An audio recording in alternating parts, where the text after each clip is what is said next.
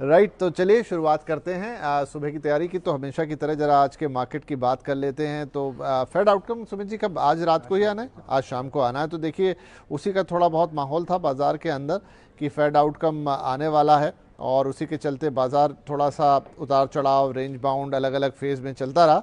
लेकिन कुल मिलाकर एक हरे निशान पर ही बंद होने में कामयाब रहा है। मामूली बढ़त पर जरूर हुई है ये क्लोजिंग, लेकिन हाँ निशान हरा है। कल के मुकाबले आज हरा निशान था। मिड कैप जरूर आज रिकॉर्ड ऊंचाई पे, I think right. Mid cap index 392 points की बढ़त के साथ रिकॉर्ड बनाते हुए बंद हुआ है। और बाकी बैंक निफ्टी की बात करें तो 12 में से 7 शेयरों में आज खरीदारी वहां देखने को मिली। तो ऐसा कुछ बहुत ज़्यादा एक्शन नहीं था, कॉशियस था थोड़ा बाजार, क्योंकि फेड आउटकम का इंतजार है। अब क्या होगा कल, ये बड़ा इंपॉर्टेंट हो जाता है, और वो हमें बताएंगे सुमित जी। राइट सर, क्या होने वाला है कल? तो आज के लिए एक दो चीज़ें जो मिस हुई, उसमें पहले तो पीएसयूज आज जोरदार तेजी में थे, तमाम पीएसयू शेयरों में जोरदार खरीदारी थी, और आईरेडा आज फिर से एक बार सर्किट लग गया 10%। बाकी जो मोमेंटम बना हुआ है, आईटी थोड़ा बैकवर्ड पे था। कल एक्सपायरी है, पहली चीज़ तो वीकली एक्सपायरी है, तो निफ्टी का मजा रखेंगे। आज निफ्टी को ड्रैग कर रहा था आईटी, बैंक ने सपोर्ट किया, तो कल निफ्टी की एक्सपायरी में नजर रखिएगा। 2 आईपीओ खुले हुए हैं, उनका दूसरा दिन है कल, जिसमें डोम्स और इंडिया शेल्टर। डोम्स के नाम को लेकर अगर आप थोड़ा चिंतित है कि इसका नाम अजीब सा कैसे है, तो नाम इसके बच्चों के इनिशियल्स के नाम पे है। अच्छा, ऐसा कुछ है क्या?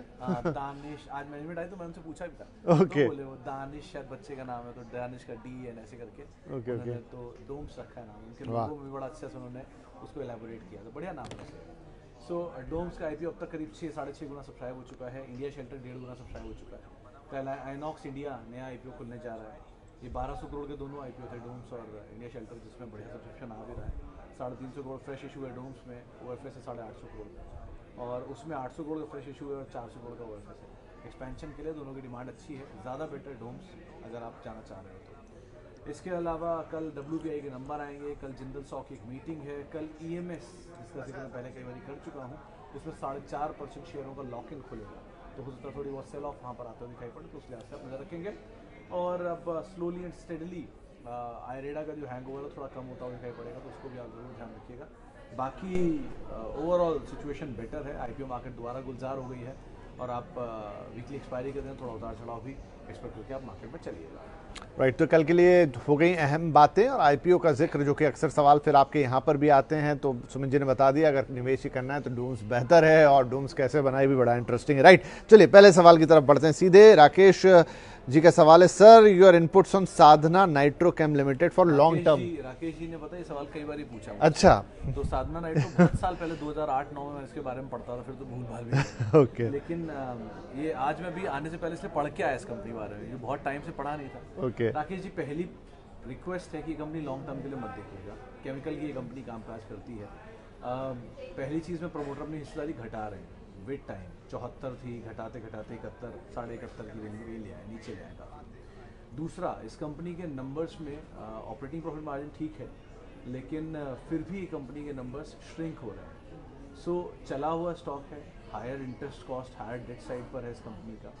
वैल्यूएशन बहुत महंगा है, 3 डिजिट में इसका PE है, और बहुत अच्छे अच्छे नाम आपको मिल जाएंगे। इसलिए नहीं किसी भी 2 डिजिट में या लोअर डिजिट्स में, इसलिए आप इसको उठा लो, लेकिन बहुत अच्छे अच्छे नाम आपको मिल जाएंगे अगर आप बाजार में ढूंढोगे केमिकल स्पेस में, तो आप उनको प्रेफरेंस दीजिए। इसलिए नहीं कि ये सस्ता है आप एंटर कर जाइए। कोई खबर आपके पास तो मुझे नहीं पता, कोई व्हाट्सएप ग्रुप का हिस्सा है वहाँ आ रहा है, मुझे नहीं पता, लेकिन फंडामेंटल्स के सपोर्टिव नहीं है। मोमेंटम में आजकल सब कुछ चल रहा है तो बात अलग है, लेकिन फंडामेंटली इसके सपोर्टिव नहीं है, तो ज़रा ध्यान संभाल के इसमें पोजीशंस लीजिएगा।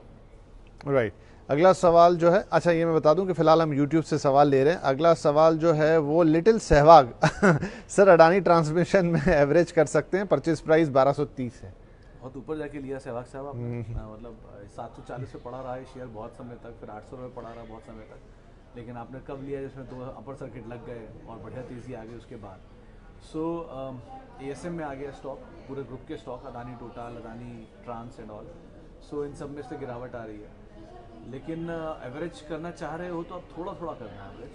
अदानी ट्रांस में आप एवरेज कर सकते हो, लेकिन अभी बड़ी क्वांटिटी में नहीं, थोड़ा थोड़ा, क्योंकि जो चला है इंटेंसिटी से, उस इंटेंसिटी से गिरेगा तो नहीं, लेकिन हाँ उस इंटेंसिटी के हल्की इंटेंसिटी से स्टेबलाइजेशन आना शुरू हो जाए, उसके बाद आप थोड़ा एवरेज बढ़ा सकते हो। अभी के लिए आप एवरेज कर सकते हो, लेकिन क्वांटिटी थोड़ी छोटी रखना, एंड स्लोली एंड स्टेडली इसमें आप एवरेज करना ये क्वार्टर के नंबर बहुत क्रूशल रहेंगे Q3 के, उसके बाद सिचुएशन क्लियर हो जाएगी कि इसमें नंबर सपोर्टिव हैं पूरी तरह से या नहीं। अब तक नंबर सपोर्टिव है Q2 के, उसके हिसाब से आप देख सकते हो उसको। ठीक है जी, अगला सवाल है अरूप मित्रा साहब का। Sir, Whirlpool near years low, can I buy for long term? तो सर इसमें बहुत बड़ा ओवरहैंग है। इसमें अभी रिसेंटली खबर आई थी 75% प्रमोटर की होल्डिंग है जो घटा के 53% लाने के मूड में है। 28% के आसपास की शायद होल्डिंग घटाएंगे अपनी, कैलकुलेशन आप कर लेना 51 की 53। लेकिन जो प्रमोटर का होल्डिंग घटेगा ये एक ओवरहैंग है। अगर प्रमोटर होल्डिंग बेच रहा है अपनी तो बाजार इसीलिए वेट कर रहा है कि इस भाव पे बिकती है, कहाँ ब्लॉक होती है, कब वो ब्लॉक अनाउंसमेंट आएगा, इनको ध्यान रखना, उसके बाद कोई कॉल लेगा। लेकिन ये एक ओवरहैंग रहेगा।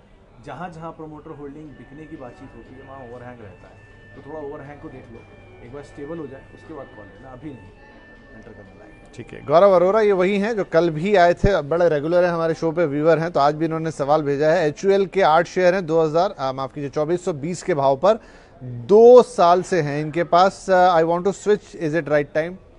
तो अरोड़ा साहब एक ही चीज़ सलाह दूंगा, कल भी मैंने ये दी थी, कोई भी आप मान लीजिए एक कंपनी में निवेश करते हैं और एक कंपनी अच्छी है, जैसे HUL अच्छी कंपनी है, तो आप एक कंपनी में से पैसा निकाल के B में डालने की बजाय नया निवेश शुरू कर दीजिए B में। उससे क्या होगा, विद टाइम आपके पास 2 कंपनियां हो जाएंगी, A और B, और दोनों अच्छी कंपनियां होंगी। सो डाइवर्सिफिकेशन भी आपको मिल जाएगा, प्लस आप धीरे धीरे करके अच्छी अच्छी कंपनियों में पैसा बढ़ाते जाएंगे। सो HUL को होल्ड करके रहने में कोई बुराई नहीं है, चला नहीं है बात सही है, लेकिन फिर भी अगर आप अपना पोर्टफोलियो बढ़ाना चाह रहे हैं, अपनी वेल्थ बढ़ाना चाह रहे हैं, तो आप धीरे धीरे एक्सपैंड करिए अपने सेविंग्स को। आप किसी और नई कंपनी में नया पैसा डाल दीजिए, HUL की केडर की ही, लेकिन इसमें से पैसा निकाल के उसमें जाना या उसमें पैसा निकाल के इसमें जाना, ये लॉजिक ठीक नहीं लगता। आप एक शेयर अटका हुआ है, उसमें से निकल के दूसरे में चले गए, क्या पता वही चल जाए। सो ऐसा मत करिए, नया पैसा डालिए, किसी अच्छी कंपनी में डालिए, HUL अच्छी कंपनियाँ बना रही है। राइट। ऑडियो लो की कुछ दर्शक शिकायत कर रहे हैं, आई थिंक हमारे प्रोड्यूसर साहब ने थोड़ा ठीक कर दिया है और अब बेहतर आ रहा होगा। फिर भी अगर नहीं आ रहा तो जरूर लिखेगा। सुमित जी भी कुछ और सवाल देख रहे हैं शायद इंस्टा से। 90 रुपये पे अंचल राठी साहब ने लिया है, ओके। और 4000 शेयर हैं इनके पास। तो राठी साहब एक ही चीज़ बोलूँगा, आपने 90 रुपये पे लिया, 110-112 रुपये भी चल रहा है जो भी दाम है सर्किट पे आज। 20-22 रुपये आपको मिल रहे हैं, 4000 शेयर आपके पास हैं। पहली प्रायोरिटी में, पहली फुर्सत में कैपिटल तो निकाल ही लीजिए।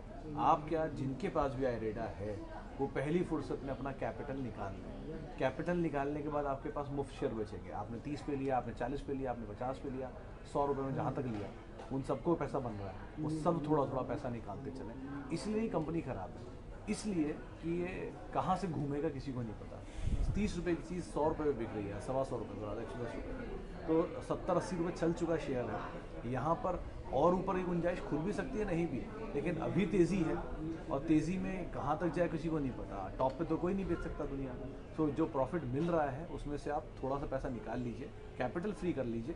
मुफ्त के शेयर को आप थ्रू आउट लाइफ भी होल्ड कर लीजिए, कोई दिक्कत नहीं है, लेकिन एटलीस्ट कैपिटल फ्री कर लीजिए ताकि आपको कैपिटल लूज करने का एक जो स्कोप है वो खत्म हो जाए। ठीक है।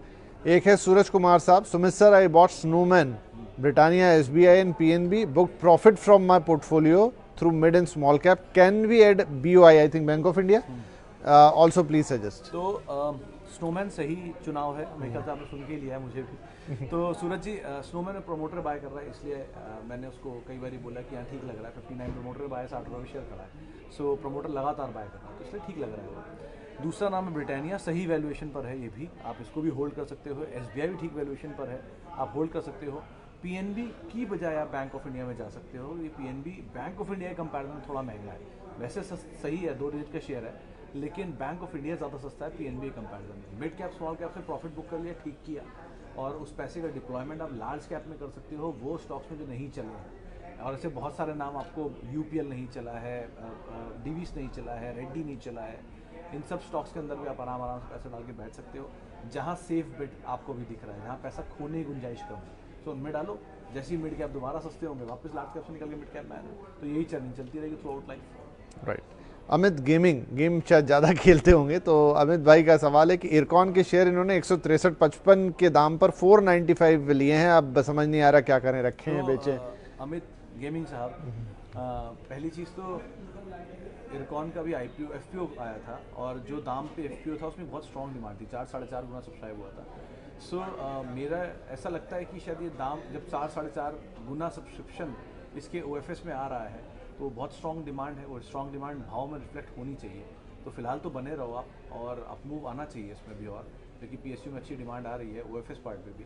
सो टाइम लेगा, लेकिन आ जाना चाहिए तेज़ी। अभी आपका भाव बहुत है नहीं, जो OFS का दाम था शायद 158 रुपये दाम था, वो दाम को आप स्टॉप लॉस लेके अपनी पोजीशन में बने रहो, ज़्यादा बेटर है। राइट।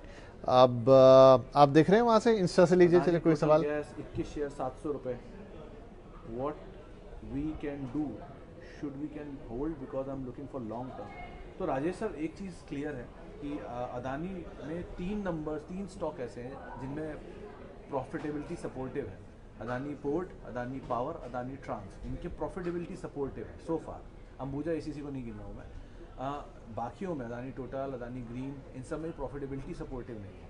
तेज़ी आई है, बात अलग है, लेकिन सपोर्टिव प्रॉफिटेबिलिटी नहीं है। वैल्यूएशन पार्ट बहुत महंगा है। सो मोमेंटम है, आप मोमेंटम में होल्ड कर सकते हो, कोई बुराई नहीं है, बट ज़्यादा बेटर पोजीशन में आपको ये 3 दिखाई पड़ेंगे। सो अकॉर्डिंगली आप कॉल लेना। अभी की जो फॉल आई है उससे घबराओ मत, वो तो ASM में आने की वजह से गिरावट आई है, लेकिन अदरवाइज आप बने रह सकते हो अभी इसके अंदर। ठीक है जी। मानस मेथी साहब पूछ रहे हैं, sir your views on Ambuja cement. Ambuja cement, यहाँ भी वही एक कल वाली बात मैं फिर से रिपीट करूँगा। सीमेंट में अगर आपके पास अंबुजा है, आप समय दे सकते हो, बने रहो। अगर आप सीमेंट में कुछ नया ढूंढ रहे हो, अल्ट्राटेक इज़ द बेस्ट, क्योंकि सीमेंट का लीडर है, सीमेंट में जान है।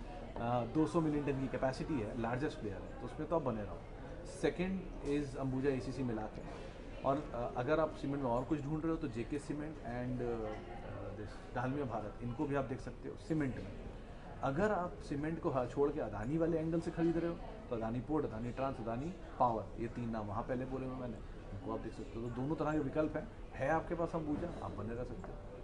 काफ़ी सारे लोग डोम्स पर लगातार आपकी राय पूछ रहे हैं, एक बार फिर। देखो डोम्स पे सर 6.5 गुना सब्सक्राइब हो चुका है। आज ही मैनेजमेंट आई थी, उनसे बात भी हुई मेरी। कंपनी अच्छी है, सेकंड लार्जेस्ट पेंसिल या पेन मैन्युफैक्चरर कह लो आप, बनाने कामकाज में है। नटराज इनका सबसे बड़ा प्लेयर है इसमें, और कंपनी एक्सपैंड कर रही है अपनी नई यूनिट, जिनकी गुजरात में यूनिट है, एक्सपैंड कर रहे हैं। प्रमोटर ठीक है, अच्छे हैं। फ्लेम की कंपनी, फेम की कंपनी में हिस्सेदारी है, जो थोड़ी सी बेच रहे हैं, लेकिन वो ऐसा नहीं है कि वो बेच के निकल रहे हैं, वो इसलिए बेच रहे हैं कि उनकी बहुत समय से वो पार्टनर से थोड़ी ऑफरोडिंग कर रहे हैं, थोड़ा प्रमोटर हिस्सा बेच रहे हैं। लेकिन कंपनी इन टोटल अच्छी है और डिमांड भी बहुत स्ट्रॉन्ग है इनकी ग्रे मार्केट में और अदरवाइज बिटवीन एंकर इन्वेस्टर। आप IPO के लिए लगा सकते हो, लेकिन एक ही कंसर्न है, 43 के मल्टीपल पे आ रहा, तो महंगा है IPO।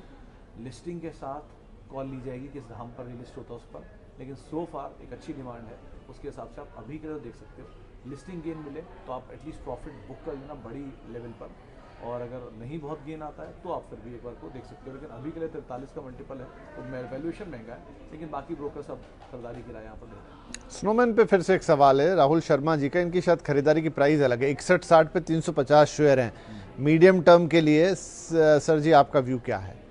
आयरेडा में मिला है, हाफ शेयर सेल कर दिया 54 रुपये में, बाकी शेयर लॉन्ग टर्म के लिए होल्ड है। तो बस शर्मा साहब, आयरेडा की बिल्कुल सही रणनीति है, होल्ड करिए, थ्रू आउट लाइफ छोड़ लीजिए, उसको कोई दिक्कत नहीं है। कैपिटल निकल ही चुका है, फ्री का शेयर है, जहाँ मर्जी जाए। और रही बात आपकी स्नोमैन की, तो स्नोमैन BSE पे भी आप चेक कर सकते हो, 53 रुपये से लेके 60 रुपये के बीच में प्रमोटर लगातार बाय कर रहे हैं। 55-56 रुपये आपका स्टॉप लॉस होगा उसका एवरेज, वो स्टॉप लॉस लेकर आप बने रहो। अगर बाजार वर्स्ट केस में टूटता है तो आपका स्टॉप लॉस हो जाएगा, अगर नहीं टूटता तो आप होल्ड कर सकते हो। थोड़ा स्लो चलेगा लेकिन स्टेडी है, तो बहुत ज़्यादा फॉल की गुंजाइश यहाँ है नहीं। 55 आपके लिए एक वर्स्ट केस में स्टॉप लॉस रहेगा, 54 कर लो, चलो आप वर्स्ट केस में स्टॉप लॉस होगा आपका। राज जैन साहब का छोटा सा सवाल, व्यू ऑन पटेल इंजीनियरिंग। हाँ, पटेल जी मैं भी देख रहा था सर, जैन साहब भी बहुत चला है, प्रेफरेंशियल इशू के बीच में खबर थी, उसके आसपास बहुत ज़्यादा चला था। सो अभी तो यही बोलूँगा कि अगर आप देखिए, बहुत क्लीन एक फैक्ट ये है कि इंफ्रा में आज तक किसी का पैसा नहीं बना, सिवाय लार्सन एंड टूब्रो के किसी ने पैसा बना के नहीं दिया है। चाहे HCC, NCC, पटेल, वेस्कॉन, आप Ashok Buildcon, Dilip Buildcon, IRB, किसी का भी नाम ले लो, किसी ने पैसा नहीं बना के दिया। With time long term story के लिए तो मोमेंटम मिल रहा है, तो फ़ायदा उठा लीजिए। लॉन्ग टर्म के लिए आप सोच रहे हैं तो L&T इज़ द बेस्ट, और कोई कंपनी नहीं है जिसमें आप इंफ्रा में पैसा बनाओ, क्योंकि सब रीजन स्पेसिफिक होते हैं, सब में पॉलिटिकल इंक्लिनेशन होते हैं कई बार, प्लस सरकारी ऑर्डर हैं, पेमेंट डिले, डेट बढ़ जाता है, ये वो इश्यूज़ रहते हैं, सरकारें बदल जाती हैं, चीज़ें ऑर्डर में दिक्कत होती है। सो ये सब इश्यूज़ रहते हैं। बेटर इज़ कि आप कहीं भी आपको पैसा बन रहा है लेके निकल जाओ on the table. Long term L&T is the best. हाँ, एक सवाल है जिनका नाम है कोंकण रत्न, आम लगाए कि नींबू समझ में नहीं आ रहा, ई मुद्रा लिमिटेड के ऊपर। ई मुद्रा तो सर मैं क्या ही मेंशन करूं, लेकिन आप अगर रिसेंटली लिस्टेड आईपीओ में आपने किसी में भी पैसा डाला, बीट ई मुद्रा, बीट जो आज जो चला था प्रोटीन, इन सब में एक ही चीज़ बोलूँगा कि जहाँ आपको गेन आ रहे हैं वहाँ आप गेन थोड़ा थोड़ा लेते चलो। लॉन्ग टर्म स्टोरी देख रहे हो तो थोड़ा समय दो, नंबर देखो, नंबर देखने के बाद अगर आपको कॉल समझ में आती है तब रखना। सिर्फ इसलिए कि शेयर चल रहा है का मतलब ये नहीं होता है कंपनी अच्छी हो गई। शेयर चल रहा है, मतलब मैं ये नहीं कह रहा ये कंपनी खराब, कंपनी ठीक है, बट कोई भी इन्वेस्टमेंट अगर आप कर रहे हो तो दो ही पैटर्न होंगे नए आईपीओ में, इधर आप लिस्टिंग में लेकर निकल जाओ, या लॉन्ग टर्म है तो वेट कर लो। बहुत सारे आईपीओ नीचे मिलते हैं, नीचे ले लो, आस्क मिल ही रहा है ना नीचे, ऐसे बहुत आईपीओ मिलते हैं। इवन टाटा टेक जैसा आईपीओ अपने इशू प्राइस, अपने लिस्टिंग प्राइस के नीचे पहुंच गया। सो आपको सब नीचे मिलता है। बेटर इज़ कि आपको प्रॉफिट बन रहा है, थोड़ा लेकर निकल लेना, फ्री कैपिटल कर लो, उसके बाद आप देखते रहो क्या करना है आगे आपको। चलिए, तो इसी के साथ समय अब हमारा हो रहा है समाप्त, क्योंकि 46 हो गया है।